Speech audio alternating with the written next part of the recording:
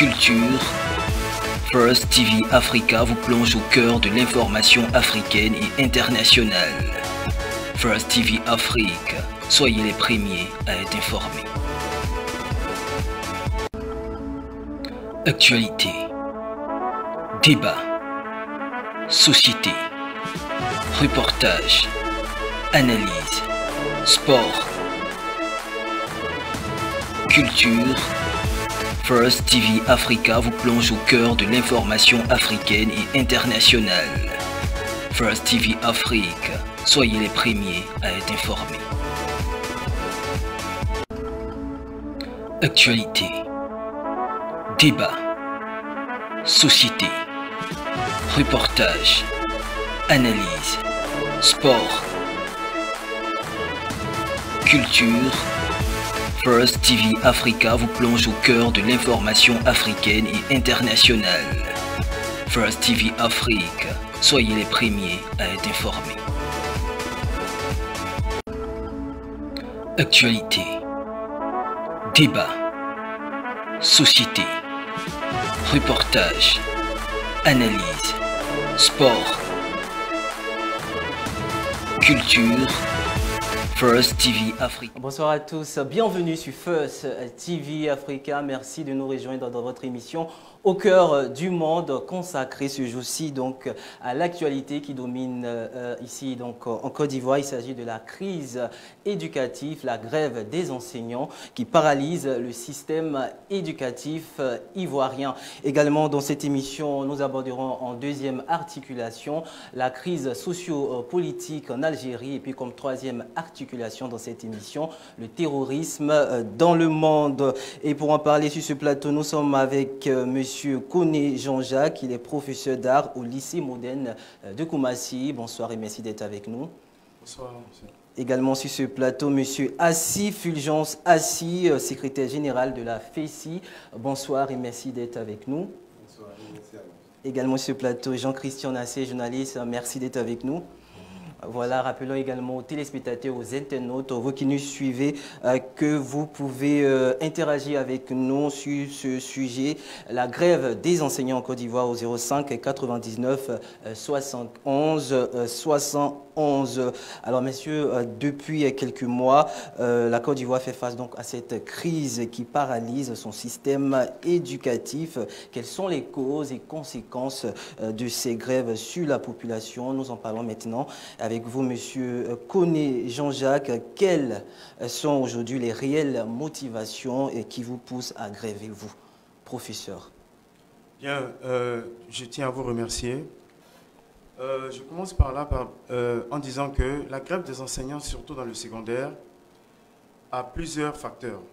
Et aussi, cette grève-là est issue de certaines revendications syndicales. D'abord, quand vous prenez la plateforme syndicale des enseignants du secondaire de Côte d'Ivoire, cette grève-là est venue de quelques réformes ici que je vais essayer de détailler en tant que professeur.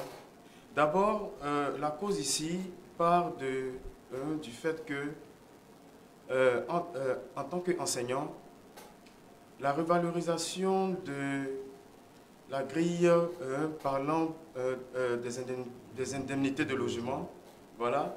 Donc ça, c'est déjà une cause. Et aussi, le paiement des indemnités de correction d'examen sur un long moment. Voilà. Donc voilà déjà quelques facteurs qui ont poussé la centrale syndicale des enseignants du secondaire à mener cette grève-là pour que ces aspects-là soient vraiment revalorisés et revus vraiment au mieux. Voilà.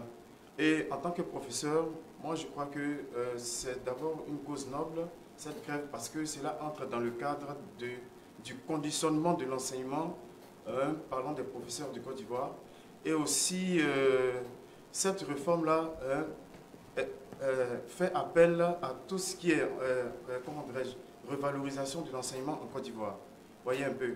Parce que l'enseignant ici, c'est celui qui apporte le savoir. Voyez. Et pour apporter le savoir, il faudrait que l'enseignant, même lui-même, soit dans un conditionnement assez parfait, assez bon. Mais lorsque l'enseignement ou du moins, le secteur des enseignants, comment dirais-je, en Côte d'Ivoire, est apparemment délaissé sur ces aspects-là. Cela crée vraiment toutes sortes de problèmes concernant le milieu de l'enseignement. Voilà.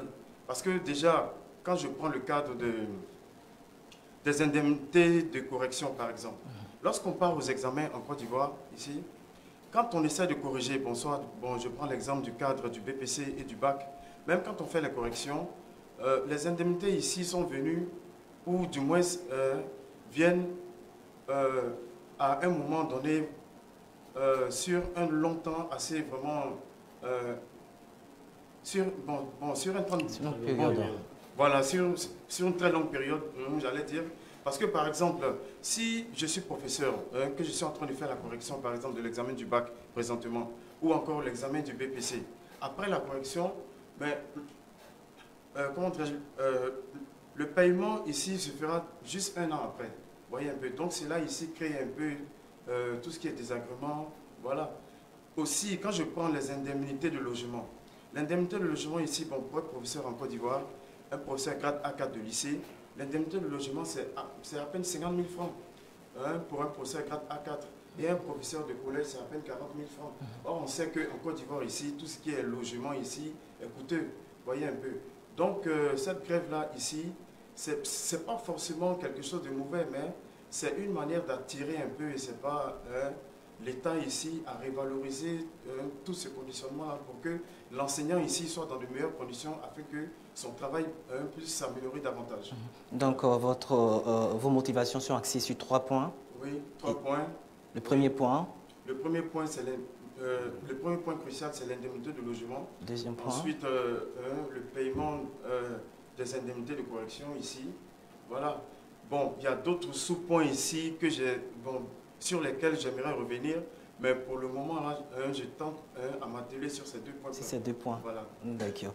Alors, monsieur Assi, Fulgence Assi, vous êtes secrétaire général de la FESI. C'est quoi la FESI? Merci. Je suis Assi Fulgence Assi, secrétaire général national de la FESI. Et par ailleurs, il est bien aussi de noter que je suis le premier responsable d'une plateforme de l'ensemble des organisations d'étudiants d'Afrique qui regroupe 37 pays africains. Et donc, j'ai la chance de porter la voix de tous les homologues des structures à caractère syndical des différents pays. Et donc, nous sommes à 37 pays qui, aujourd'hui, se sont coalisés. D'accord. Dans ces pays coalisés pour former cette plateforme-là. La FESI est une association selon la juridiction ivoirienne et qui a un caractère spécial. C'est-à-dire nous voulons être une organisation à caractère syndical. On dit caractère syndical parce que nous ne sommes pas un syndicat. Okay. Voilà.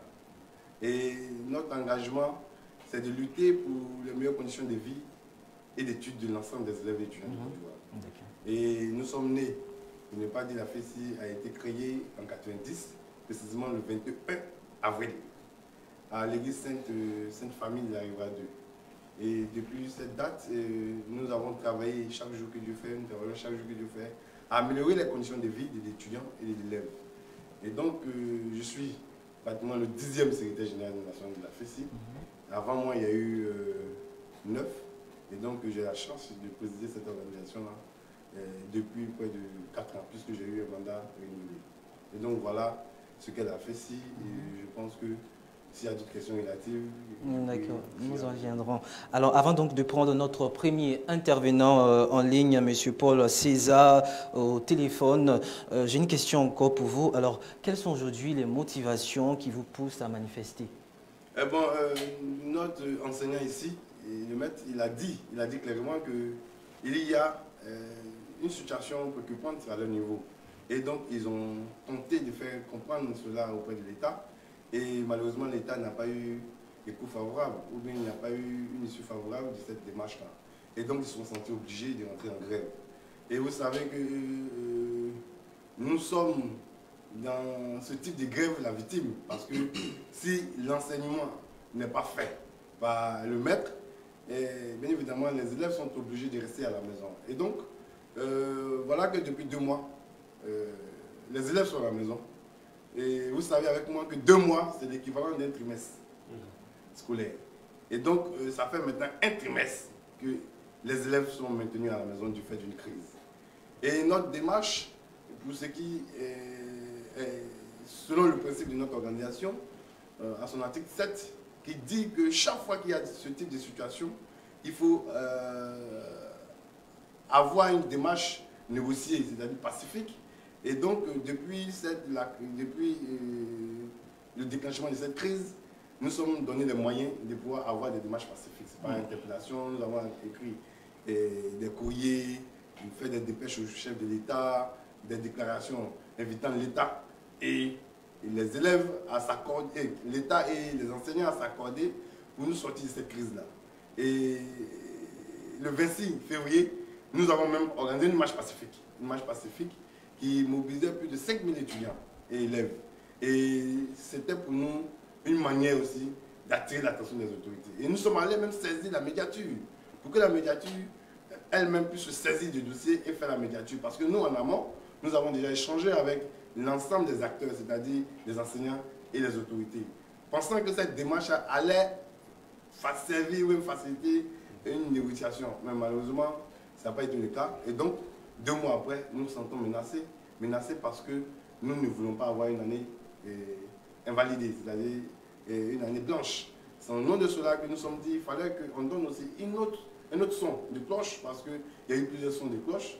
Et donc, notre démarche voulait vraiment attirer l'attention des autorités une seconde fois sur ce qui est de notre volonté. Et donc, ça a été l'expression de la volonté des élèves à reprendre le chemin de l'école.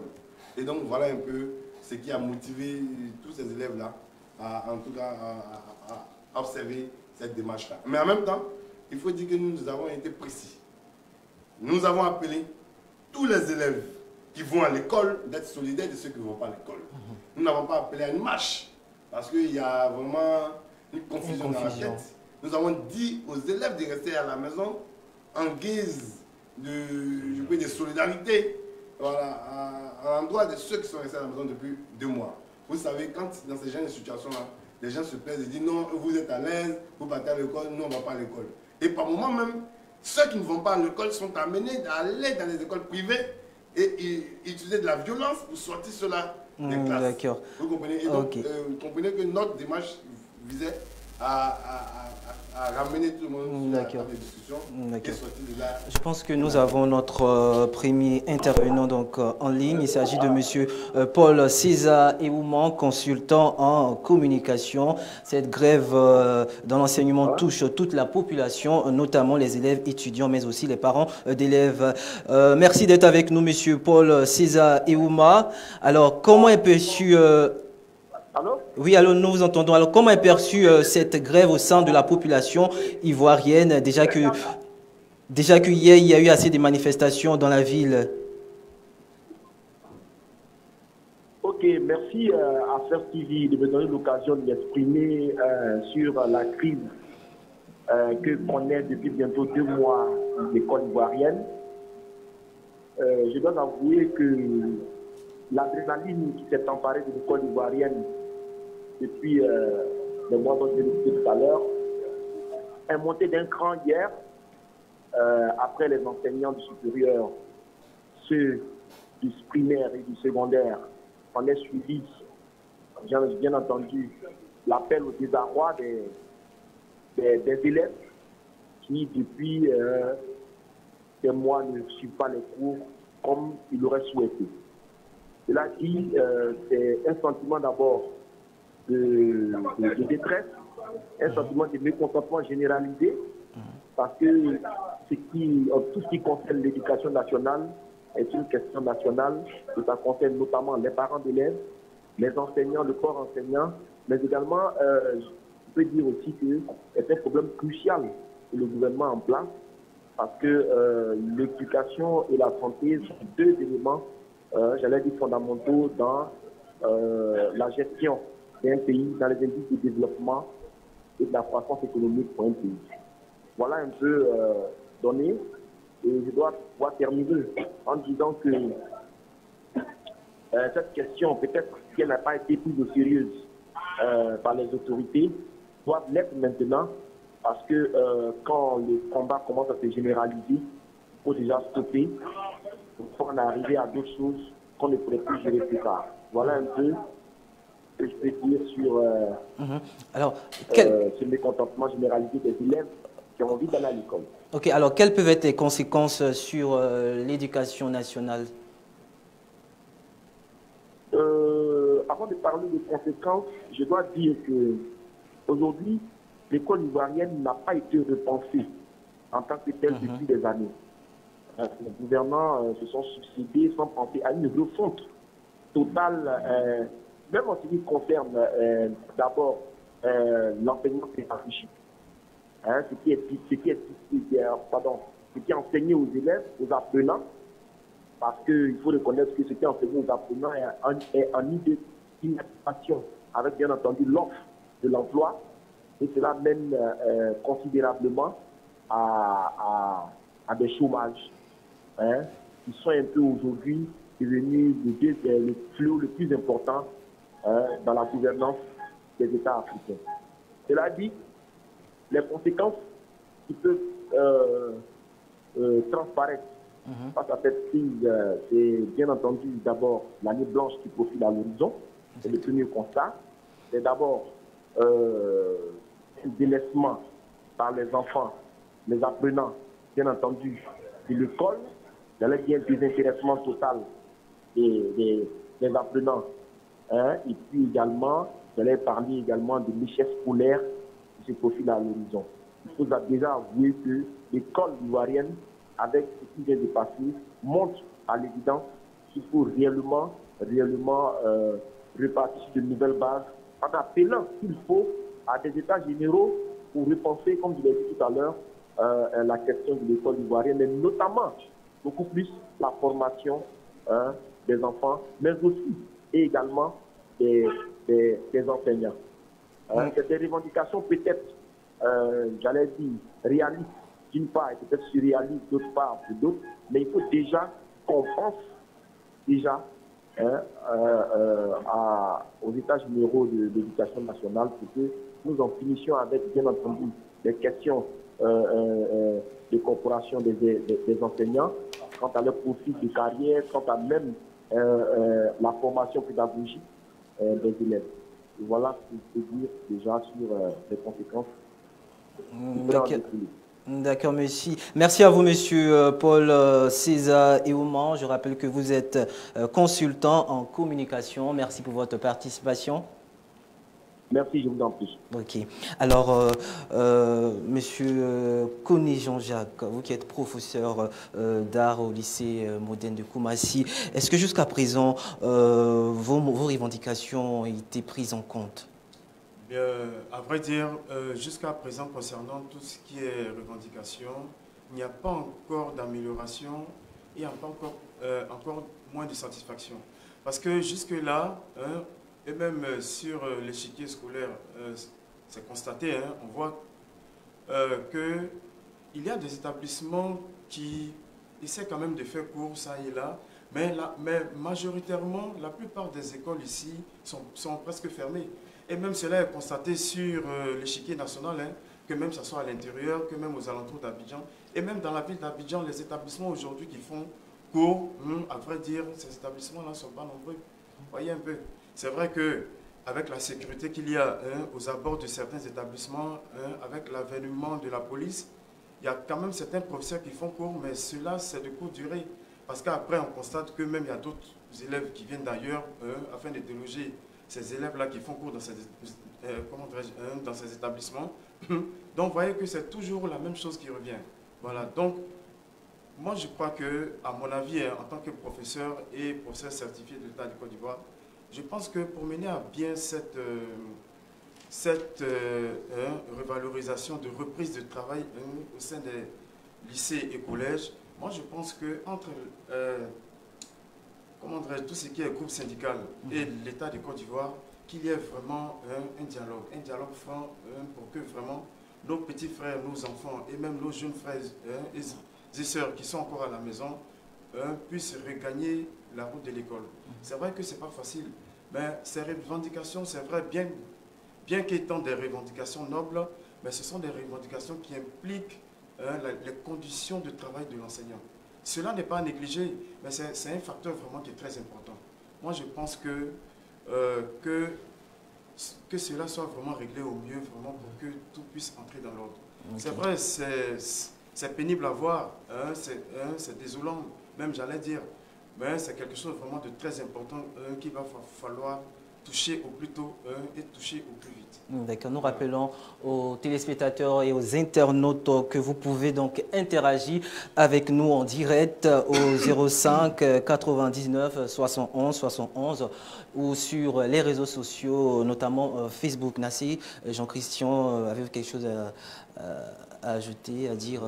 Oui, concernant un peu les revendications des enseignants, c'est de savoir en fait, quand on regarde, je veux dire, depuis près de 2 à 3 mois, on voit que l'école ivoirienne est en stand-by, plus de cours sur l'étendue du territoire, certaines écoles font des cours, des pourparlers ont été engagés avec le ministère de l'Éducation nationale, le gouvernement, mais lorsqu'on regarde un peu dernièrement la déclaration, par exemple, du ministre de l'Éducation nationale qui a dit, et je cite, « La riposte sera sauvage et illimitée ». Qu'est-ce que vous pouvez dire face à de telles déclarations? Est-ce que vous pensez que ça concourt en fait à régler la situation? Parce qu'on remarque que le gouvernement a essayé quand même de faire un bras de fer corsé avec les enseignants. Qu'est-ce que vous pouvez dire de ça? Bien, toujours en tant que professeur, moi je pense que cette méthode-là est à décrier, mais bon, c'est vrai, c'est un peu trop fort. C'est vrai que c'est une réponse au comportement ou à l'attitude comportementale de cette grève. Mais moi je pense que qu'au lieu que cette réponse-là soit prise ainsi ou considérée de la sorte, moi je crois qu'il serait mieux de rencontrer, en tant que ministre de l'Éducation nationale, moi je crois qu'il serait souhaitable pour Madame la ministre de rencontrer les centrales syndicales. Je pense qu'à ce niveau, il y a des démarches qui ont été déjà faites. Oui, justement. Mais bon, si jusqu'à présent, il y a toujours cette manifestation-là, ou encore cette grève-là qui persiste, c'est que quelque part, il n'y a pas eu satisfaction. Moi, je pense que le problème ici doit être touché au mieux, au plus précis et au plus profond. Voilà, vraiment. Parce que jusque-là, je ne pense pas qu'il y ait satisfaction pour que cette grève-là puisse perdurer, comment dire, de la sorte. Alors, les coûts, ça représente un élément très important pour un élève ou un étudiant qui débourse assez d'argent pour sa formation. Alors, vous qui êtes secrétaire général de la FESI, vous représentez les élèves et étudiants. Alors, au jour d'aujourd'hui, quelles sont vos attentes? Bon, permettez-moi de revenir sur un aspect, parce que nous sommes devant une télévision, et donc c'est bon de faire une précision. Je ne suis pas là, et comme vous connaissez notre organisation, ne peut pas aussi cajoler nos autorités quand il y a des difficultés. Mais vous êtes tout de suite revenu sur une question, une déclaration de Madame la ministre. Mais je peux vous dire qu'il fallait situer la date de la déclaration, parce que cette déclaration n'a pas été faite sur cette période-là de grève. C'est une déclaration qui est vieille d'une année. Et donc, ça n'a rien à voir avec, en tout cas, la situation actuelle. C'est la précision que je voulais faire. Maintenant, je voudrais ici vous dire que, si vous pouvez me rappeler la question. J'essaie de savoir quelles sont vos attentes aujourd'hui, vous, étudiants. Mais attends, c'est quand même, je pourrais dire, et je dis que c'est l'attente de tous les élèves étudiants de Côte d'Ivoire. C'est tellement palpable que c'est difficile même de me poser la question. Aujourd'hui, la seule chose que les élèves étudiants attendent, c'est la reprise des cours. Et donc, nous attendons que l'État puisse utiliser tous les moyens nécessaires afin de permettre que l'ensemble des élèves puissent se répondre au chemin de l'école. Moi, je suis écœuré que, désormais, l'État veuille institutionnaliser l'école missionnaire. Parce que dans une même école, il y a 3 classes qui vont à l'école, il y a 6 autres classes qui ne vont pas à l'école. Vous comprenez que ça, c'est une autre forme d'école missionnaire. Dans la même ville, il y a 2 établissements qui vont à l'école, il y a 8 autres établissements qui ne vont pas à l'école. Ça encore, c'est une autre forme d'institutionnaliser l'école missionnaire. Et donc, nous disons non. Non, parce que les élèves étudiants, vous n'êtes pas les élèves, pour revenir aux élèves, ils seront tous évalués à la même date, sur le même sujet. Et donc, comment comprendre que ces deux groupes d'élèves-là ne soient pas logés, ne soient pas en tout cas entretenus en termes de formation de la même manière et selon la même durée. Et donc, voilà un peu ce qui nous gêne. Bon, j'espère, comme on nous l'a signifié, que le dialogue a débuté et nous avons, bien avant que le dialogue ne débute, nous avons appelé à un dialogue inclusif. Et Dieu merci que le dialogue est en train de prendre forme.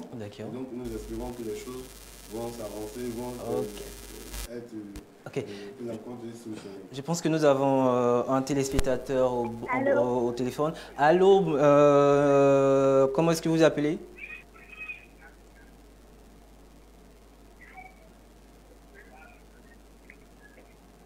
Est-ce que vous êtes là?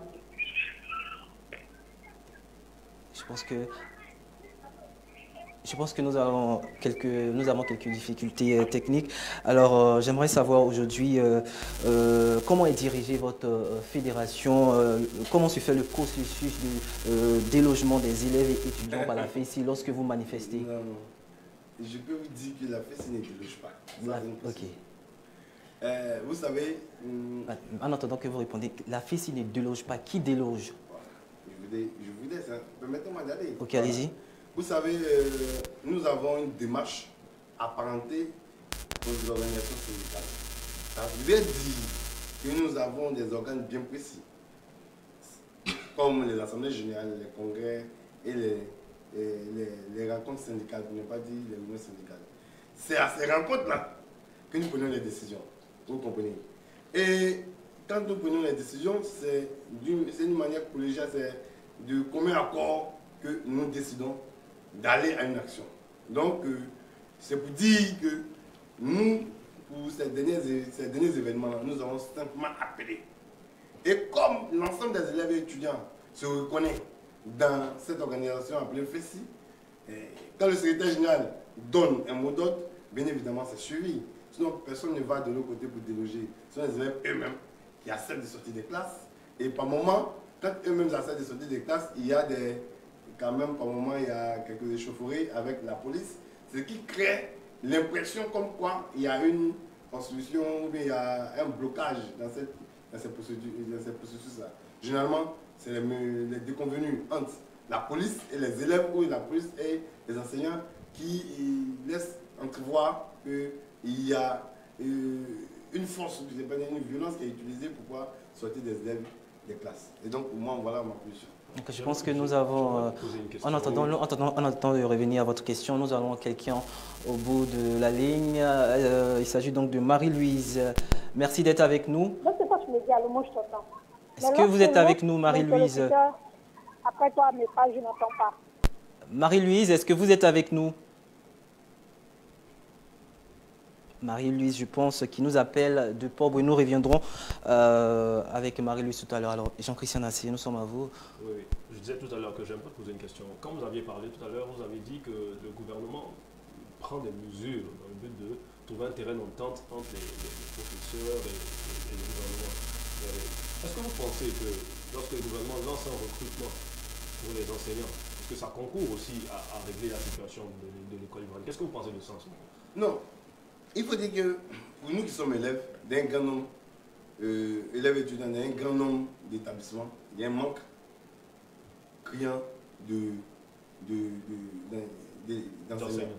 Et donc, ce recrutement-là, pour nous, vient pour en tout cas solutionner cette situation-là. Mais ce n'est pas... C'est pas un remplacement des enseignants grévistes. Non, ce n'est pas possible. Un enseignant, l'enseignant est là, un enseignant c'est un fonctionnaire de l'État. Et donc, il est libre d'observer une période de grève. C'est constitutionnel. Ce n'est pas parce qu'il observe une période de grève qu'on peut le remplacer. Seulement que quand l'enseignant rentre en grève, l'État aussi peut prendre sur lui la responsabilité de faire des ponctions sur ses salaires. Voilà ce qui est normal. Mais on ne peut pas remplacer cet enseignant-là. Voilà. Parce qu'il ne vient pas à l'école, parce qu'il décide de rentrer en grève. Et donc, je ne crois pas, comme je ne suis pas l'État, je ne crois pas que c'est en réponse du fait que les enseignants sont en grève que l'État a lancé ce recrutement-là. Ça a donné coup à plusieurs interprétations. Effectivement, vous savez que dans une telle période, chacun fait passer les dés. Certainement, l'État a voulu forcément à faire passer cette communication pour peut-être mettre la pression sur certains enseignants qui ont peur. Allô? D'accord. Nous allons prendre un autre intervenant en ligne. Allô, bonsoir monsieur. Bonsoir monsieur. Ok, à qui est-ce que je parle? Bon, c'est monsieur Sika. Moi, c'est monsieur Sika. Vous nous appelez d'où, monsieur Sika? Je vous appelle de Cocody. Cocody. Alors, nous parlons donc de la crise qui mine donc le système éducatif ivoirien. Ok, vous voulez participer à l'émission? Ok, je voudrais participer à l'émission, donner mon point de vue sur la crise. Ok, allez-y, nous sur écoutons. La crise éducative qui prévoit actuellement en Côte d'Ivoire. D'accord, nous vous écoutons, monsieur Sika. Ok. Déjà, en fait, personnellement, tout le monde, pour moi, je pense que déjà tout le monde a sa part de responsabilité, qu'il s'agisse des enseignants, qu'il s'agisse des élèves, mais la plus grande part, en fait, revient au gouvernement. Au gouvernement. Parce que, sincèrement, en tant que parents d'élèves, nous avons l'impression que le gouvernement ne fait aucun effort. Ok, ça c'est aucun effort. Ça c'est votre avis. 3 mois. Il y a eu plusieurs rencontres avec les enseignants, mais rien n'est dit. Il n'y a rien de concret. Il n'y a rien de concret. Pour moi, la revendication, elle est noble. Je ne suis pas enseignant, mais la revendication, elle est noble. Elle est noble parce que dans un pays, l'éducation, la formation, c'est la base. C'est la base. S'ils revendiquent quelque chose, au moins discuter avec eux, essayer de trouver des mesures pour que tout le monde puisse gagner son... Mais on ne délaisse pas. Personne ne parle. Personne ne parle. À la télé, on nous fait croire que ça va. On dit à tout le monde que écoute, tout le monde va à l'école, alors que c'est faux. Alors que c'est faux. Le gouvernement ne fait aucun effort. Passez au concret.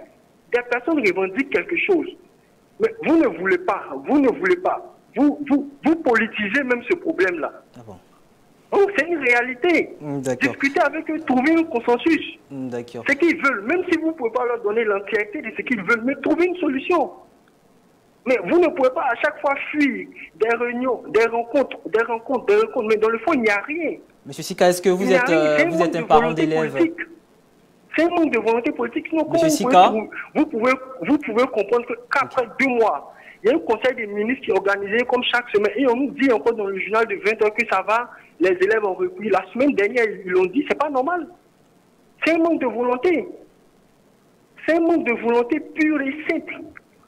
Les enseignants, ils réclament quelque chose. Il y a plusieurs points de revendication. Ok, vous ne pouvez pas satisfaire à tous leurs besoins. Mais discuter, parler, mais jusque-là, il y a un vice-président en Côte d'Ivoire. Le vice-président, même 2 mois, c'est trop. 2 mois, c'est trop. Ça veut dire l'autorité en charge, là, elle n'a plus les choses entre ses mains. Le ministre de l'Éducation, ça veut dire qu'elle n'a plus rien entre ses mains. Mais on a un vice-président qui est là. Il peut intervenir. On a même le chef de l'État qui est là. Il peut intervenir. Mais vous envoyez encore des ministres, ça ne va pas. Ça ne va pas. Alors, quelles sont les solutions que vous proposez, M. Sika? Ils vont à l'école, ils reviennent. Ils vont à l'école, ils reviennent. Il faut payer la scolarité, il faut faire tout ça. Et venir s'asseoir pendant 3 mois, nous sommes là, comme si de rien n'était. C'est un manque de volonté politique qu'on te dise la vérité. C'est pourquoi je soutiens la FESI. Je soutiens la FESI parce que c'est noble. C'est noble, c'est un manque de volonté politique, personne ne veut le dire, mais c'est vrai. C'est ça, le gouvernement fait aucun effort. Sika? Aucun effort. Monsieur Sika? Si c'est un problème d'argent, si c'est ce qui dérange, trouvez un consensus si vous voulez. Dites-moi. Monsieur Sika? Tous les frais qui sont prélevés au niveau des inscriptions servent à quoi? Tous ces frais-là servent à quoi? Aujourd'hui, vous ne pouvez pas demander aux élèves de payer encore des frais pour payer leur propre professeur parce que vous avez comblé tout ça, trop des frais. Tout ça, ça sert à quoi? Ok, monsieur Sika? Si ils revendiquent quelque chose, vous voulez discuter, ok. Bon, même supposons que les enseignants disent, ok, on reprend. Mais lorsqu'ils vont reprendre, vous pensez que... Ok, monsieur Sika, quelles sont les solutions que vous proposez aujourd'hui, vous? Quelles sont les solutions, rapidement? La solution que je propose, c'est que le gouvernement s'asseye, le chef de l'État lui-même prenne la décision de réunir ces enseignants-là, parler avec eux. D'accord, monsieur Sika. Trouver une solution palpable pour les 2 camps. Merci à vous, monsieur Sika, pour votre intervention. Merci beaucoup. Je pense que votre proposition a été prise en compte. Merci beaucoup. Ok, alors je reviens à vous, monsieur Assis, Fulgence Assis, secrétaire général donc, de la FESI. Est-ce que vous êtes conscient qu'il y a des infiltrés entre vous lorsque vous vous appelez à manifester? Des personnes qui sont ni élèves, ni étudiants, mais qui se mènent à la foule pour voler, braquer. Bon, d'abord, il faut dire que nous n'avons pas écho. Vous n'avez pas écho de telles pratiques. D'accord. Parce que quand nous appelons à des marches, ce sont des élèves étudiants.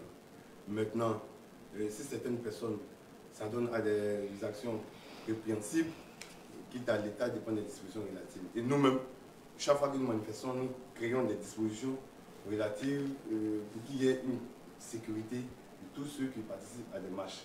On nous a apparemment rappelé, puisque la dernière marche, je fais allusion à la dernière marche, pendant que tous nous étions mobilisés à Cocody, on laisse entendre qu'à Djamé, il y a eu des cases de bus et on veut nous attribuer cela. Et c'était la faute à qui? C'est pas nous, puisque là, il y a la police à Djamé. Nous sommes à Cocody. Et donc, on ne peut pas m'attribuer une marche, une action sur un espace géographique où j'étais même pas, où j'ai même pas appelé à mobiliser, vous comprenez. Et après enquête, on m'a entendu que c'était un malentendu entre les agents de la police Sotra et des usagers de la Sotra qui étaient à une gare. Mais ça, est-ce qu'on peut attribuer cela à la Fédération nationale scolaire de Côte d'Ivoire qui elle-même s'est donné les moyens de mobiliser la police, pour ne pas dire de demander à la police d'encadrer la marche. Vous voyez, c'est comme si une situation se passe à Abidjan. Pendant que vous êtes à Korogo, on vous dit que vous êtes responsable de cette situation-là. Je pense qu'il faut être quand même un génie, un extraterrestre pour réussir de telles choses. Ce qu'on doit retenir, la FESI, c'est des marches et des manifestations pacifiques. Effectivement. D'accord. Dans ce cas de figure-là, est-ce que vous ne pensez pas que c'est tous ces cas de violence répétée qui ont fait qu'aujourd'hui, dans la pensée des Ivoiriens, on assimile FESI à violence? Non. Je pense qu'il y a certaines personnes qui ont... Ça, on a très souvent peur. Hein, non, il faut dire la vérité. Il y a certaines personnes qui elles-mêmes se donnent pour objectif de tenir l'image et d'avoir des mauvais clichés. Et je suis d'accord avec toi de dire que bon, à une certaine année, il y a eu certaines réactions qui quand même étaient violentes. Mais depuis que nous avons pris la tête du mouvement, nous travaillons à pacifier. Nous travaillons mieux même, nous travaillons même à éviter plus de grèves. Parce que chaque fois que Dieu fait, nous travaillons à anticiper sur des grèves. Parce que nous savons que les années à Remou ont un impact négatif sur la formation.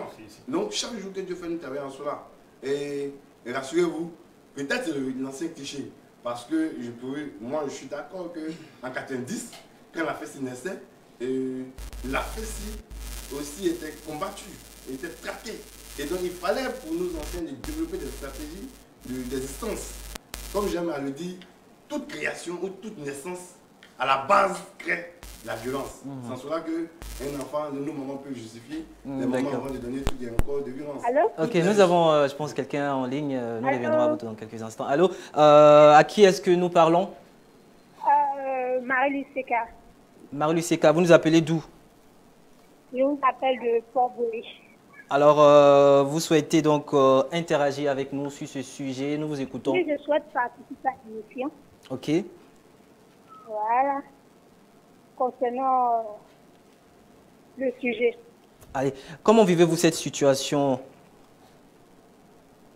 Bon, concernant cette situation, nous trouvons que cette situation n'arrange personne. Parce qu'au vu de tout ça, ce sont nos enfants qui sont en retard. Ils sont en retard dans les études. Ils sont en retard sur beaucoup de choses. Parce que pendant que ceux du privé, ils vont, nos enfants sont encore à la maison. Et ça, c'est pas bon. Alors qu'on nous dit l'enfant est l'avenir de demain. D'accord. Vous êtes parent d'élèves? Oui, je suis un parent d'élève. Allez, comment vivez-vous cette situation à la maison? Quand vous voyez votre enfant à la maison, tout le temps? Pardon? Comment vivez-vous cette situation quand vous voyez votre fils ou fille à la maison? Mais je suis vraiment peinée de vivre ça. Je suis vraiment peinée de voir mon enfant tout le temps à la maison. Alors que nous nous cassons la tête pour que les enfants puissent réussir. Puissent aller à l'école, réussir comme les amis. Mais vraiment, cette grève n'arrange pas. Ce que moi je peux dire, c'est que la ministre de tutelle et les syndicats, les différents syndicats, puissent s'asseoir à une même table, communiquer, dialoguer, afin de trouver une solution à ce problème. Parce que mine de rien, nous regardons ce problème, mais elle prend toujours de l'ampleur. prend toujours de l'ampleur. Donc, il faudrait que l'État fasse même ça pour trouver des solutions. Ça ne sert à rien de se bousculer sur ce plan-là et ce mot. Ça ne sert vraiment à rien. Parce que tout est dit que les parents d'élèves souffrent. Aussi, ce sont les parents d'élèves. Les professeurs sont des parents d'élèves. D'accord. Donc, que les syndicats et la ministre s'asseyent à une même table, trouver une solution afin de pouvoir vraiment permettre à nos enfants d'aller à l'école. D'accord. Je suppose que c'est là, vous... Que ce soit une année blanche qui arrive. Ok, je suppose que ce sont les solutions que vous proposez, n'est-ce pas? Vous êtes... C'est un peu mon avis. Ok, merci beaucoup Marie-Louise qui avait donc appelé du côté de Port-Boué. Mine de rien, les parents déboursent assez d'argent pour la scolarité de leurs enfants, mais au final, ils ne vont pas à l'école. Vous, est-ce que vous êtes parent d'élèves? Oui, je suis parent d'élève. Bon, j'ai un fils qui est, bon, si vous me le permettez, qui est au primaire. Au primaire. Bon, c'est vrai que vu son jeune âge, il est encore au CP1. Bon, c'est vrai que depuis l'avènement de la grève, il y a eu un long moment où il était à la maison. C'est vrai que cela me peinait. Et en tant que professeur, c'est vrai que je vois un peu le poids que cela fait, de voir des élèves qui sont là, qui doivent aller au cours et qui prennent certains retards. Vraiment, c'est difficile à concevoir, c'est vrai. Et cela aussi fait qu'il y a beaucoup de choses qui ne sont pas vues dans le temps. Mais l'inquiétude ici, c'est que même si les cours reprennent, est-ce que le temps favorable y est pour pouvoir recadrer tout ça? Et puis aussi voir aussi le laps de temps qu'on a pour finir certains programmes. Voyez un peu. Donc tout cela est à considérer et tout cela aussi est à revoir. Mais moi je pense que c'est assez délictueux, c'est beaucoup difficile concernant ces parents-là même qui déboursent assez d'argent pour mettre les enfants à l'école, payer les scolarités ça et là, et voir qu'il n'y a pas cours à chaque fois l'enfant est à la maison. Vraiment ça fait double perte. Perte sur le plan de l'éducation intellectuelle, perte aussi, et c'est pas sur le coût financier. Vraiment, c'est deux choses vraiment qui affaiblissent et parents et élèves. Voyez un peu. Donc, c'est normal que cela affecte les parents. Voyez. Et cela, c'est aussi lourd aussi pour l'éducation des enfants. Parce que dans le programme, c'est tout un processus à suivre. Bon, un élève, par exemple, qui est dans une classe qui doit passer un examen, c'est vrai qu'il y a des choses qu'il doit chercher à comprendre, il y a des choses qu'il doit chercher à élucider pour pouvoir comprendre cela afin de mieux se préparer pour les examens. Mais si cela n'est pas, comment dirais-je même, appris dans le temps qu'il faut, cela peut avoir un résultat vraiment défaillant sur son cursus scolaire. C'est vrai, c'est pas négligeable, c'est à considérer. Donc pour tout cela, vraiment, je souhaite qu'il y ait vraiment quelque chose pour remédier à tout cela. Merci, nous sommes à vous. Alors, M. Jean, vous avez parlé tout à l'heure de temps d'apprentissage et tout. La question que j'aimerais bien vous poser, c'est de savoir, est-ce que si des solutions n'ont pas été trouvées d'ici, disons, la fin de ce mois de mars ou le mois d'avril, est-ce qu'on doit s'attendre à une année blanche dans le système éducatif? Parlons d'année blanche dans le système éducatif ivoirien. Vraiment, je ne pense pas. Et puis, je ne pense pas vraiment à cela. Pourquoi? Parce que je me dis, même s'il y a des moments vraiment de rattrapage, je pense que c'est à l'État de Côte d'Ivoire et puis selon le programme et le calendrier de l'année scolaire, de trouver des voies et moyens pour que tout ce temps soit rattrapé. Je me rappelle, en 2011, juste après la crise post-électorale, on s'est retrouvé même à un moment donné où on a eu à faire les examens de fin d'année en septembre et en octobre. Et juste après cela, l'année scolaire suivante a débuté. Donc ça veut dire que à ce moment-là, tout ce qui était vacances, vacances, mois de vacances et autres, voilà. Ça avait vraiment disparu. Voilà. Donc on est passé de période d'examen à une autre rentrée scolaire.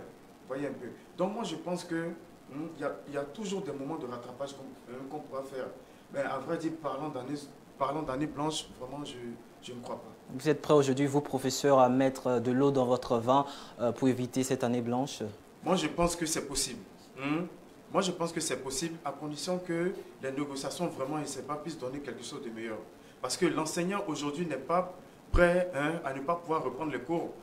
mais ici, s'il y a un terrain d'entente et que si des solutions sont trouvées à nos revendications, moi je ne pense pas qu'il n'y ait pas de problème à ce que les cours ne puissent pas être trouvés. D'accord. Aujourd'hui, First TV Africa vous donne l'occasion donc de lancer un appel pour que vos revendications soient entendues. Allez-y. Bien, en tant que professeur de l'État de Côte d'Ivoire, bon, pour moi, il serait souhaitable que tout ce qui est à la base de cette grève, parlant de coalition de grévistes et autres, moi je crois que il serait souhaitable vraiment qu'il y ait un véritable terrain d'entente entre les syndicats grévistes et l'État de Côte d'Ivoire pour que nos frères et sœurs et même nos petits frères, enfants, nièces et neveux qui sont encore à la maison puissent retrouver le chemin de l'école afin que tout ce qui est examen de fin d'année puisse entrer en ordre. Parce que cela, il va du droit de tous. Que ce soit les enseignants, que ce soit les élèves. Moi, je pense que cette affaire-là implique tout le monde, qui de près ou de loin, que chacun puisse y mettre du sien pour que cette affaire-là vraiment soit réglée une bonne fois pour toutes. Voilà. Un appel également pour vous, Monsieur Assi, Fulgence Assi, secrétaire général de la FECI. Merci. Mon appel est déjà formé plusieurs appels, mais je pourrais ici parler aux trois, ne pas dire aux deux parties. Au nom des élèves et étudiants de Côte d'Ivoire, je voudrais d'abord inviter nos maîtres, qui sont les enseignants, à intégrer dans leur démarche syndicale la volonté de l'élève à reprendre le chemin des cours. Aujourd'hui, 2 mois durant, c'est quand même gênant pour nous, élèves, de rester à la maison. Et je suis aussi que c'est aussi difficile pour nos maîtres parce que c'est seulement l'enseignement qu'ils savent faire. C'est leur métier. Et donc, rester à la maison pendant 2 mois, s'ils ne font pas attention, comme j'aime le dire, un muscle qui ne travaille pas, ça suffit. Et donc, ils risquent d'avoir une véritable perte d'envie, de volonté d'enseigner. Et je pourrais dire que nous appelons nos maîtres à intégrer notre volonté de répondre au chemin des classes. D'accord, merci Jean-Christian. Allez-y, rapidement. À nos autorités, nous invitons nos autorités à mettre un point d'honneur sur des solutions qui doivent être trouvées afin de ramener tout le monde en classe. Parce que c'est le gouvernement qui a pour responsabilité la formation des enfants du pays, c'est contenu dans la Constitution.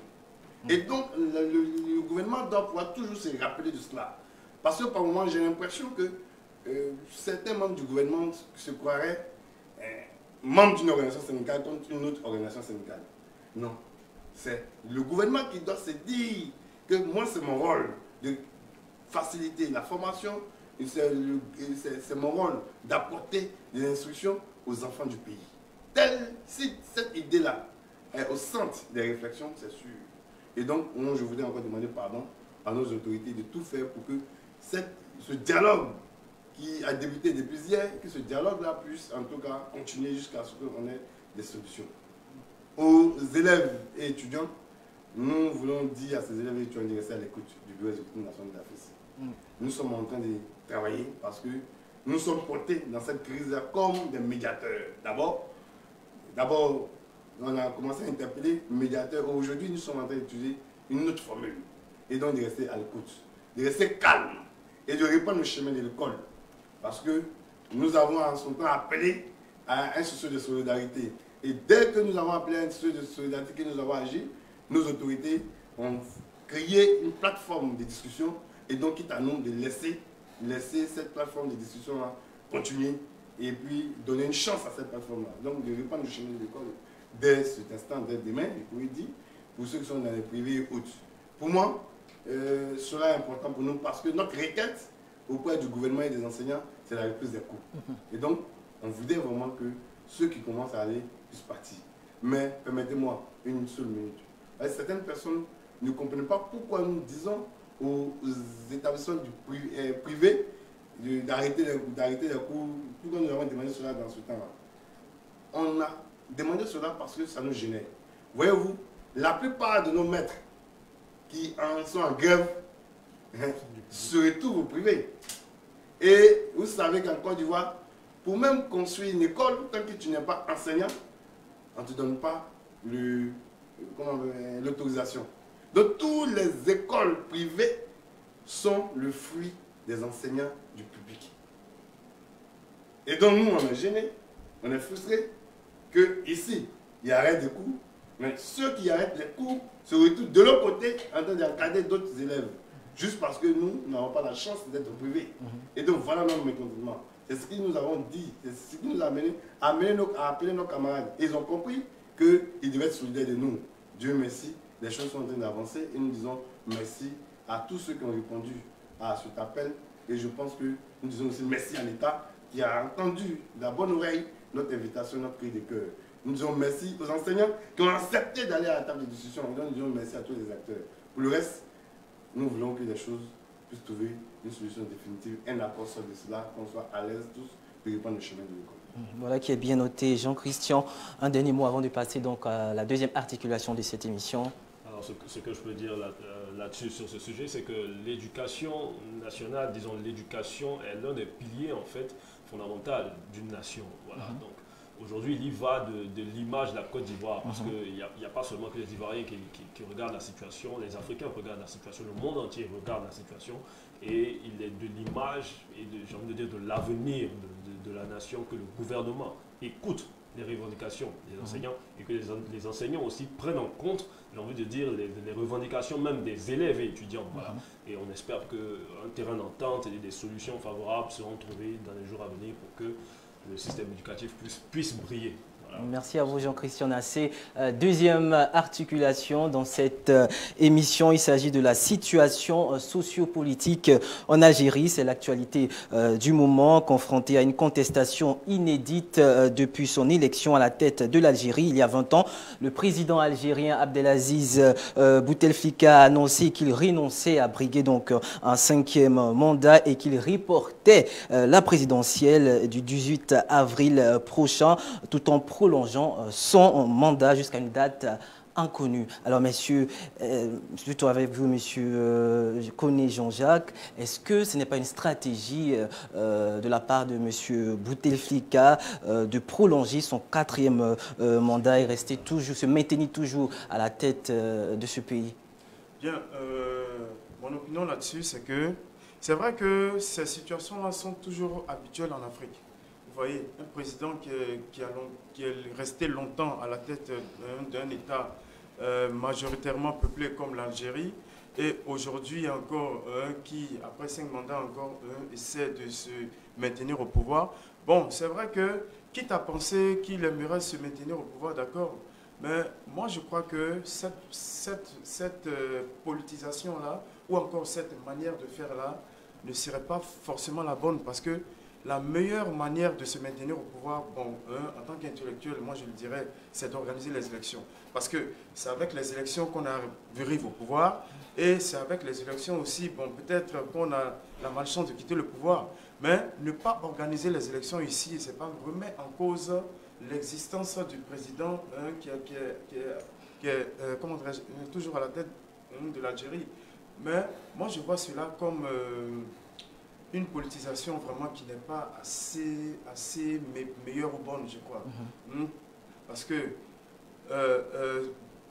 briguer le pouvoir sur une longue période d'années, et encore il ne sait pas se maintenir, mais pourquoi ne pas organiser les élections?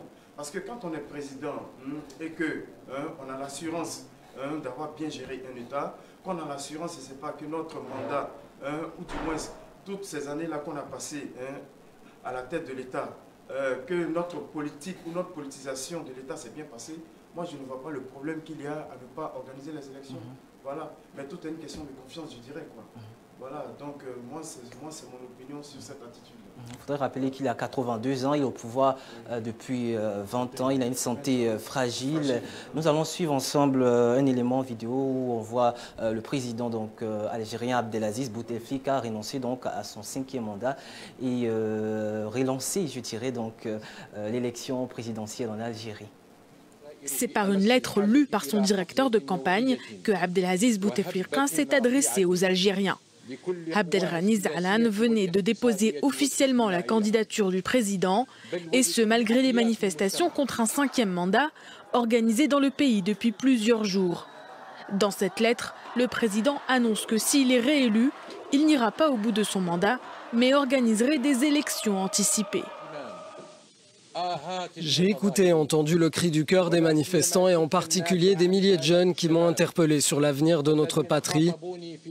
Je m'engage à ne pas être candidat à cette élection.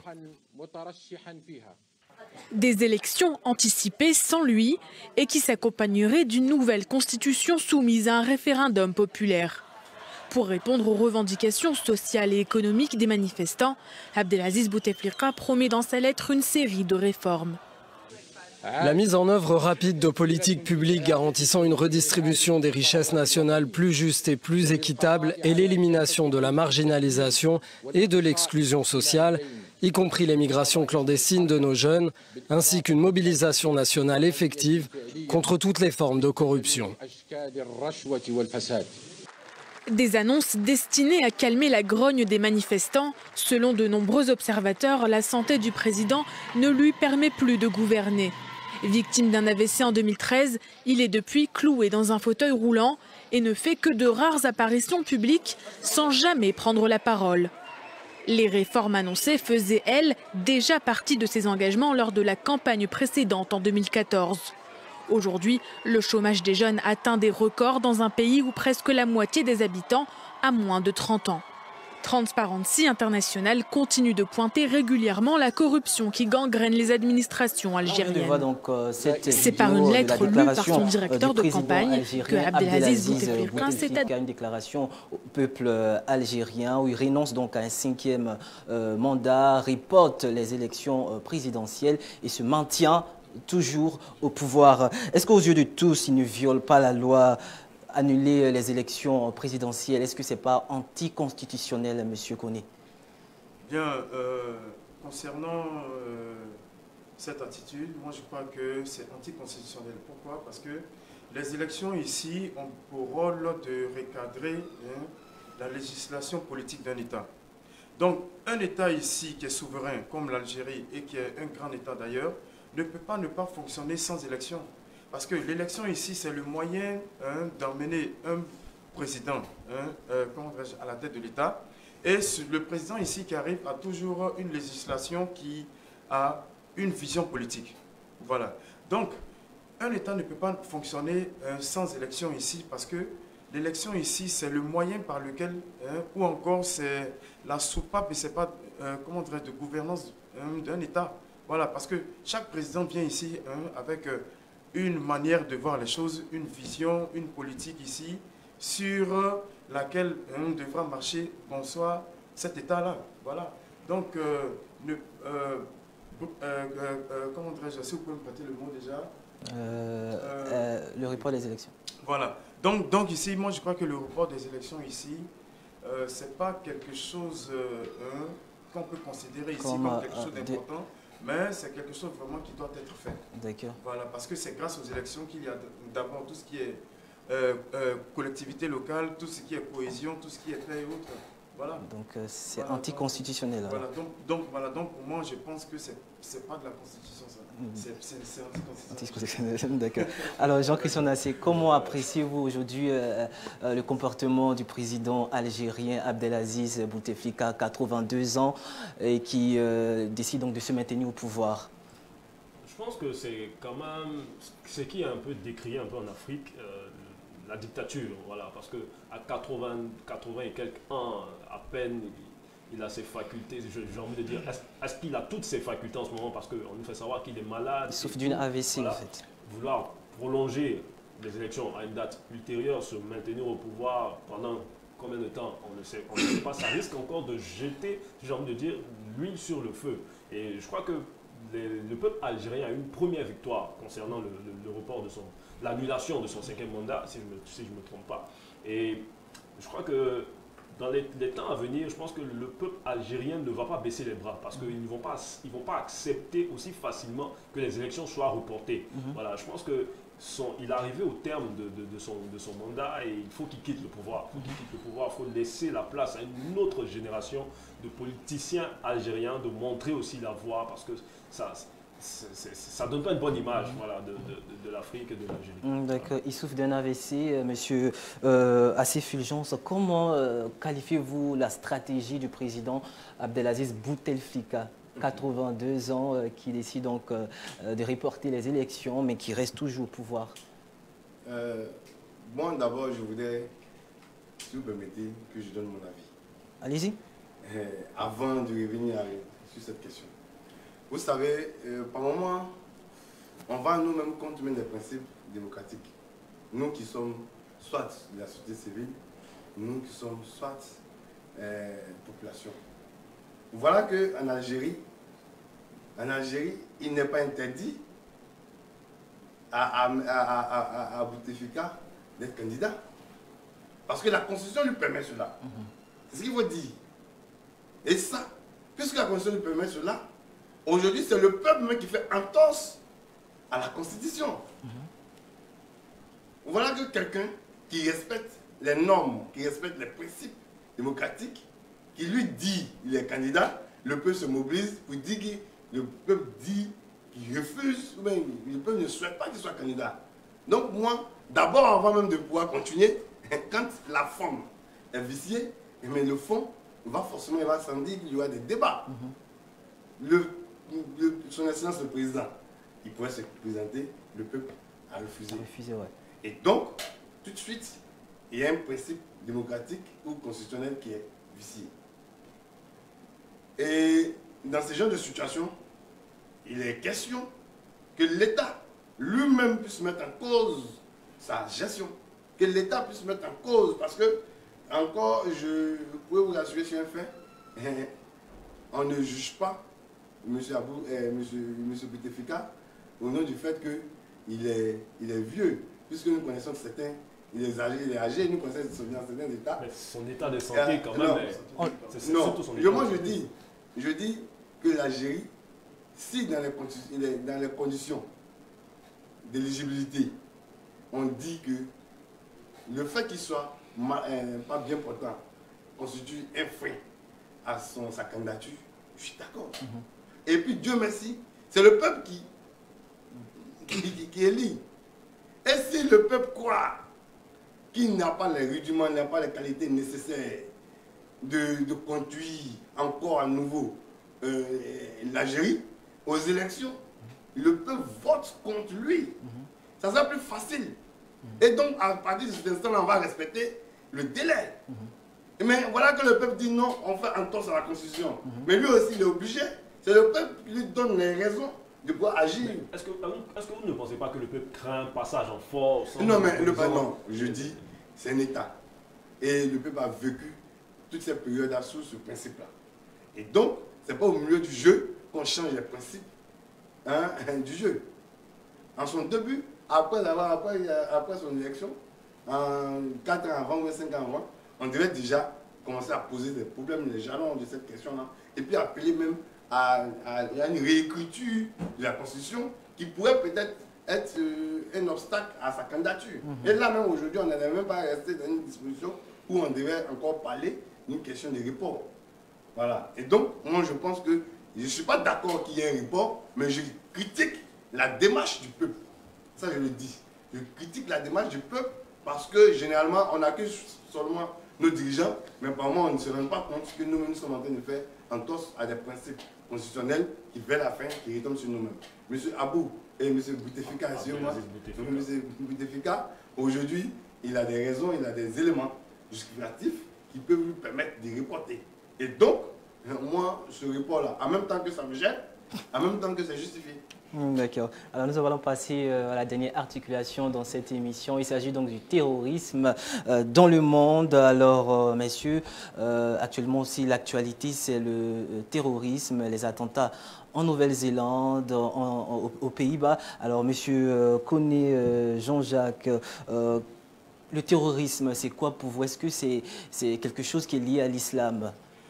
Bon, à vrai dire, le terrorisme ici n'a rien à voir, bon, selon mes sources de connaissances, le terrorisme ici n'a rien à voir avec l'islam.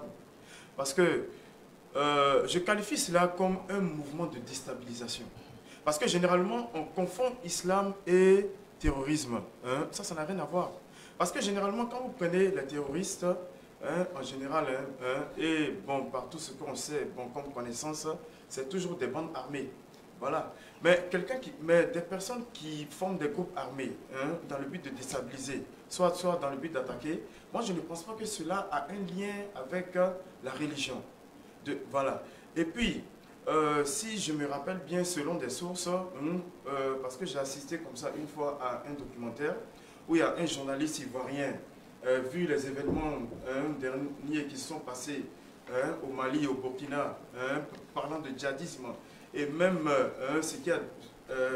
et même parlant des événements qui ont eu lieu ici il y a 2 ou 3 ans de cela, sur les événements de Bassam, ou même il y a des Ivoiriens qui ont été retrouvés morts. Voyez un peu, voyez que quand je prends le cas de ce journaliste-là, qui a effectué même un voyage, c'est un journaliste ivoirien dont je tairai le nom ici sur le plateau, mais qui a fait une investigation qui s'est rendue même jusqu'au Burkina pour essayer de côtoyer un peu, c'est pas ce mouvement de djihadistes là. Mais lorsqu'il rendait son témoignage comme cela, à une émission que j'ai suivie sur la RTI 1, première chaîne, il disait comme ça que là où il partait, durant son parcours, les gens lui disaient, mais attention, mais là où tu vas là, personne n'arrive là-bas parce que tous ceux qui vont là-bas ne reviennent plus.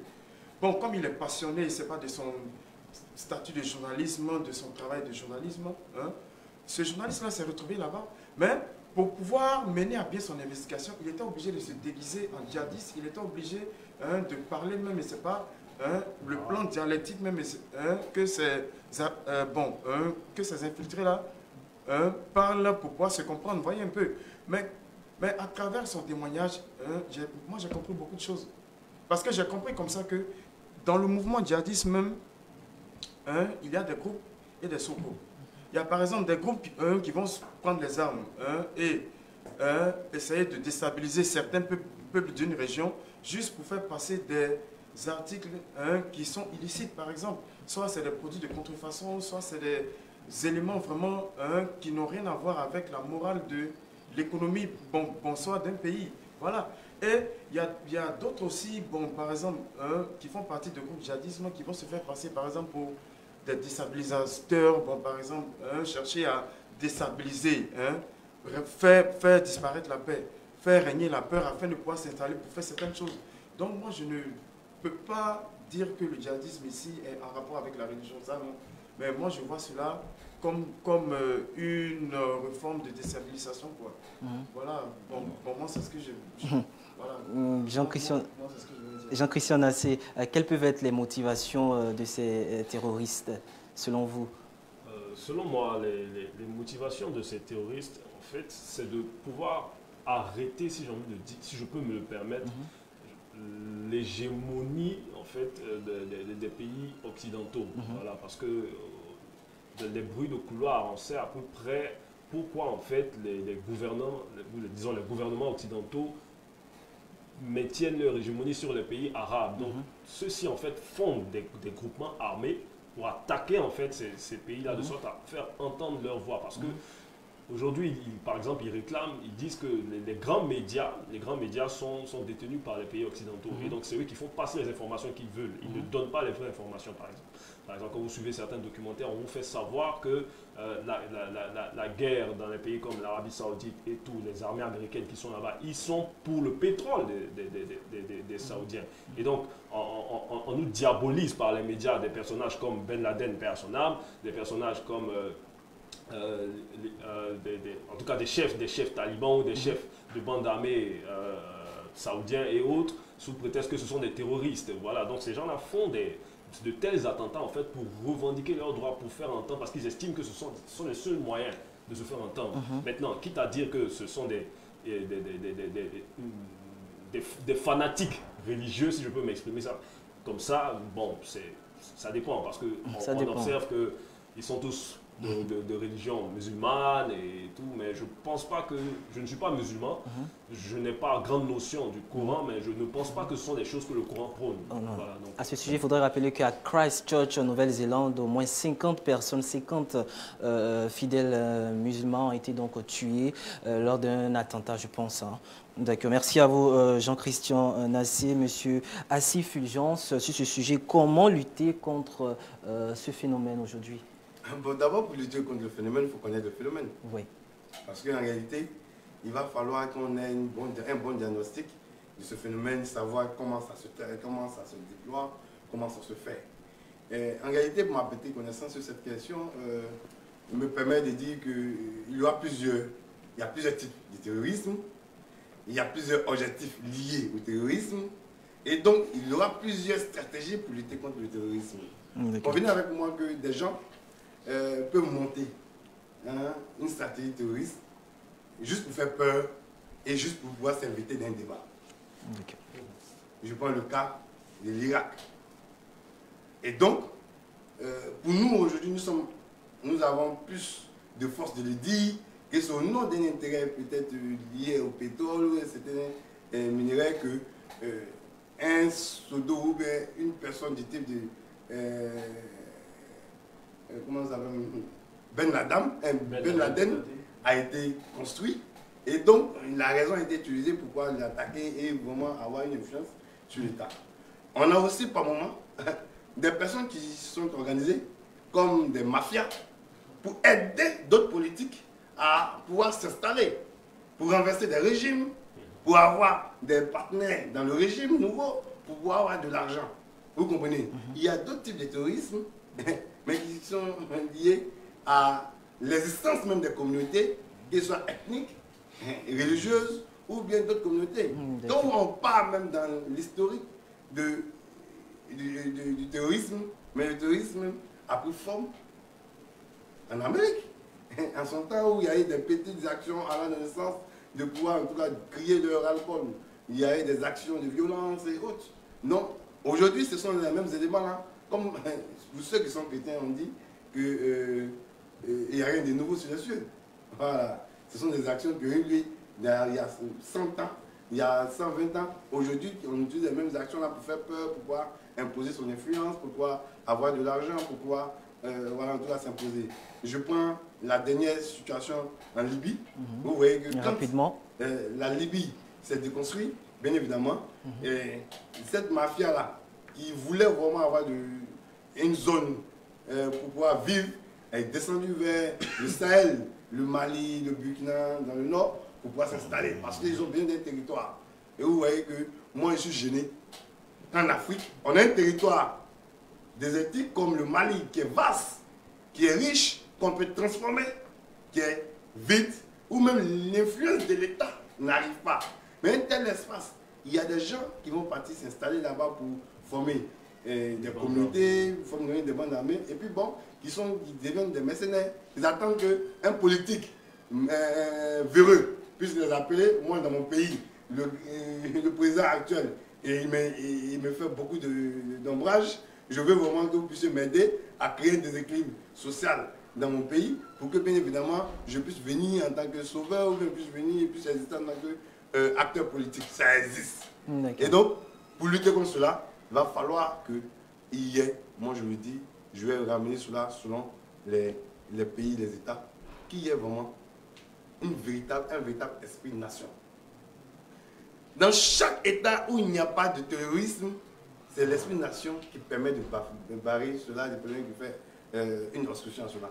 Vous voyez encore, je félicite l'État ivoirien pour avoir réussi quand même à nous permettre de nous mettre loin de ce fléau, même si 2 ans avant, on a connu cela, mais qui peut nous donner l'assurance que chaque jour que Dieu fait, il n'y a pas de personnes qui ont ces intentions-là. Voilà. Et donc, moi, je pense que devant de tels actes, il faut que la Côte d'Ivoire, pour ne pas dire le peuple ivoirien, puisse se mobiliser pour ne pas permettre qu'un individu puisse utiliser ses voies, ces raccourcis-là, pour pouvoir en tout cas s'imposer et de pouvoir en tout cas influencer le climat social ivoirien. Voilà Nous sommes déjà à la fin de cette émission. Un dernier tour de table sur les différents sujets évoqués avec vous. Qu'est-ce qu'on doit retenir de façon générale sur ces 3 sujets? Moi d'abord, c'est vous dire merci. Vous dire merci pour votre intérêt pour l'école, puisque moi, c'est ma seule responsabilité, mon responsable m'impose cela. Et aussi merci pour l'intérêt que vous accordez à des thématiques aussi importantes, comme la question de la démocratie en Algérie, la question du terrorisme. Et même pour revenir à la question de l'école, je dirais que nous attendons que tous les acteurs nationaux, que toute la population, que l'État, que l'opinion internationale, que tous les acteurs étrangers puissent investir à permettre que la Côte d'Ivoire puisse se répandre, que l'école puisse se répandre véritablement en Côte d'Ivoire, pour garantir à cette nation-là. Parce que je dis, un élève qui est au CP1, il a 20 ans, pour avoir tous les rudiments, pour en tout cas servir sa nation. Mais vous voyez que si on ne fait pas attention, à 19 ans plus, bon, à 20 ans après, on n'aura pas de personnes qualifiées pour pouvoir en tout cas être la relève de ce pays-là. Nous avons besoin d'une Côte d'Ivoire forte, nous avons besoin de partenaires forts. Et donc, si la Côte d'Ivoire n'est pas forte, on n'aura aucun partenaire fort. Exactement. Je voudrais revenir encore sur la question de l'Algérie. Il est plus facile de condamner, mais aussi nous, il faut que chacun de nous puisse se remettre en cause. J'aime dire à certaines personnes, quand tu pointes ton doigt accusateur sur une autre personne, regarde qu'il y a les 4 doigts qui viennent vers toi pour te dire que toi-même, il faut revoir ta copie. Et donc nous avons pris toujours l'habitude de nous attaquer, de critiquer des chefs d'État, mais pour moi, il faut se référer à la Constitution. Ce que la Constitution dit doit être notre baromètre de jugement, d'interprétation. Si véritablement on pense que la Constitution nous permet certaines choses, il faut qu'on puisse suivre. Voilà. Et donc si on le fait, c'est sûr que tout le monde sera à même de respecter cela, même les chefs d'État, même les autorités. Et donc moi, voilà mon appel. Et pour le terrorisme, je dirais que tous les Africains doivent combattre avec fermeté, avec véhémence le terrorisme et se bannir de toute forme de raccourci. Je vous remercie. Merci à vous, monsieur Assi, Fulgence Assi, secrétaire général de la FESI. Monsieur Koné Jean-Jacques. Bien, pour moi, mon mot de fin, en tant que professeur et en tant qu'enseignant ivoirien, je vais faire une évaluation en crescendo. D'abord, en revenant sur la finalité de tout ce que nous avons dit concernant l'école ivoirienne. Bon, comme l'a dit le frère, mais c'est juste un ajout, voilà, puisque les idées se rejoignent à chaque fois. Donc, c'est de vraiment que chacun de nous, que ce soit enseignant, que ce soit l'État de Côte d'Ivoire et même les élèves, que chacun de nous, d'abord, prenne conscience de sa part de responsabilité à travers cette grève. Et ensemble, que nous puissions, entre Ivoiriens, que ce soit l'État de Côte d'Ivoire, que ce soit même les enseignants que nous sommes et même les élèves, que nous puissions trouver un point de convergence pour régler au mieux ce problème et afin que chaque secteur ici soit satisfait, que le monde des enseignants soit écouté et satisfait, que les cours reprennent aussi pour que les élèves reviennent à de meilleurs niveaux pour mieux préparer leur examen de fin d'année et aussi que l'État de Côte d'Ivoire prenne vraiment ses responsabilités et ses engagements. Voilà, donc c'est ensemble qu'on peut arriver à régler ce problème majeur-là pour qu'ensemble, tout ce qui est convivialité et cohésion nationale, de paix et autres puisse revenir. Maintenant, concernant la question de l'Algérie, moi je pense qu'un État de droit, c'est un État où régit tout ce qui est loi.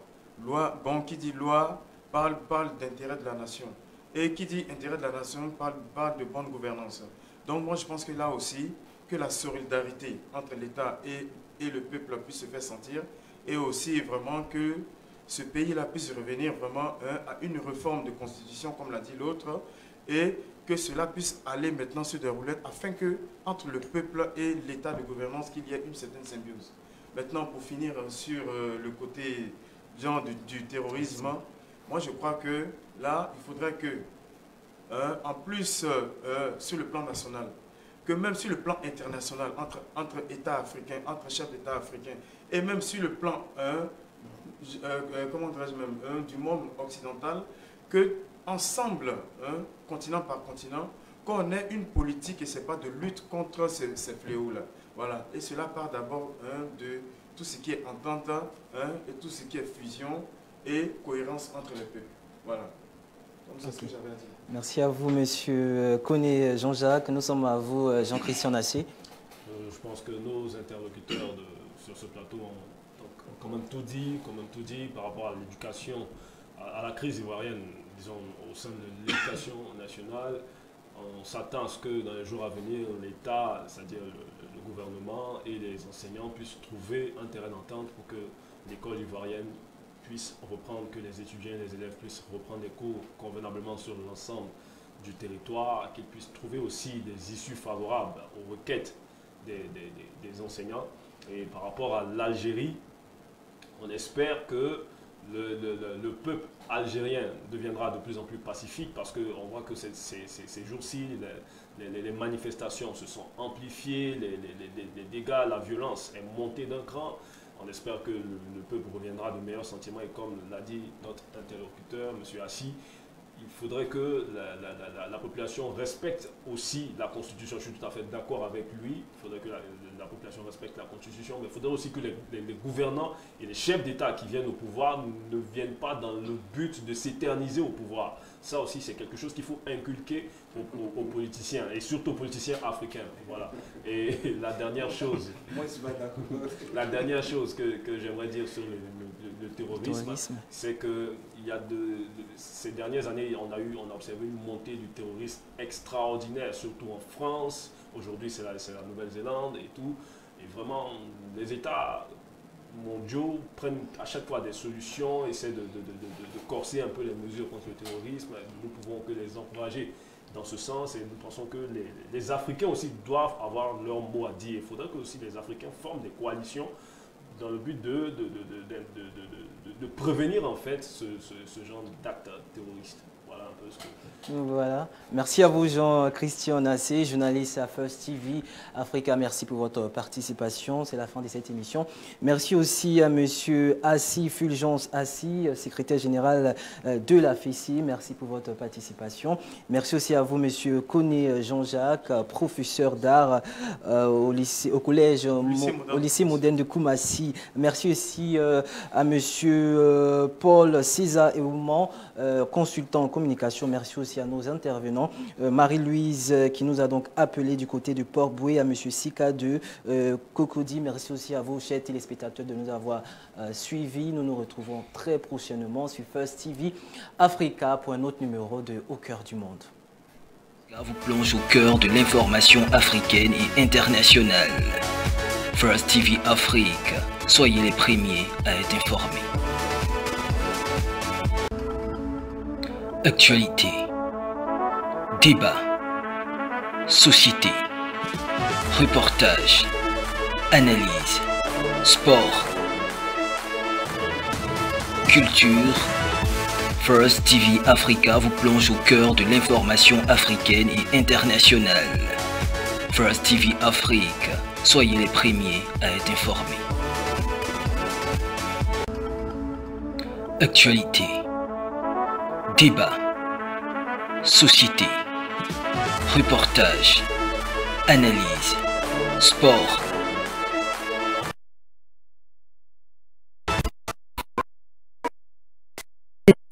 Analyse, décryptage, reportage, débat. First TV Africa vous plonge au cœur de l'actualité sportive à travers Sport Mag.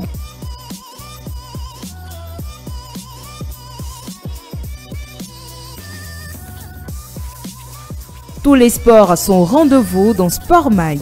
Sport Mag, c'est tous les dimanches à 17h30. Rediffusion lundi à 11h30.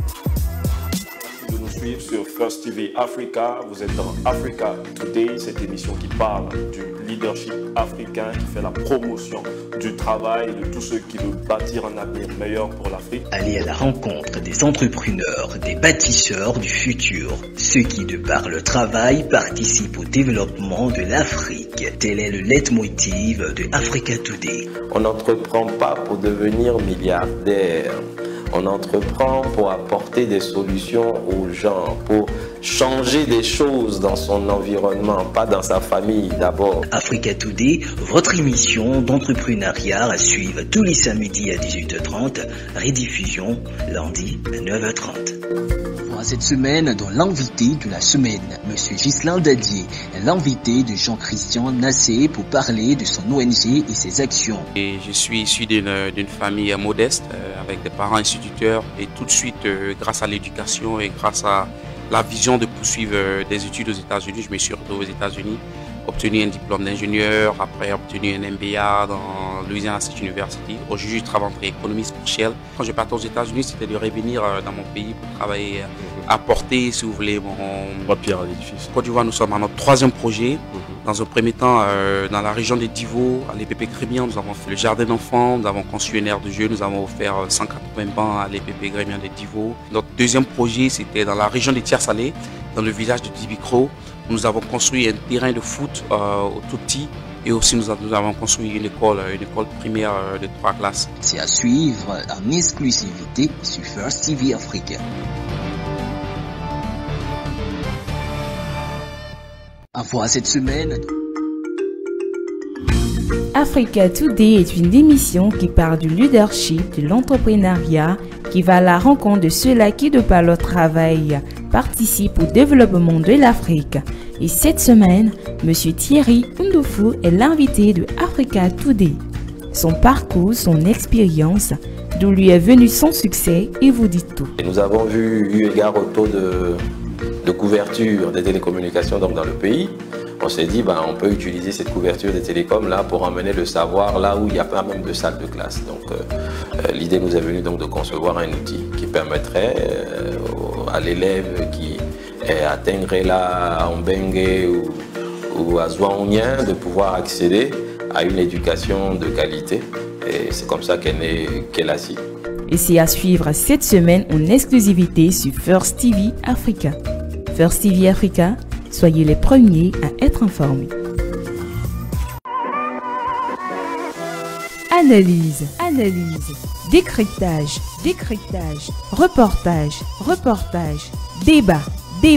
First TV Africa vous plonge au cœur de l'actualité sportive à travers Sport Mag.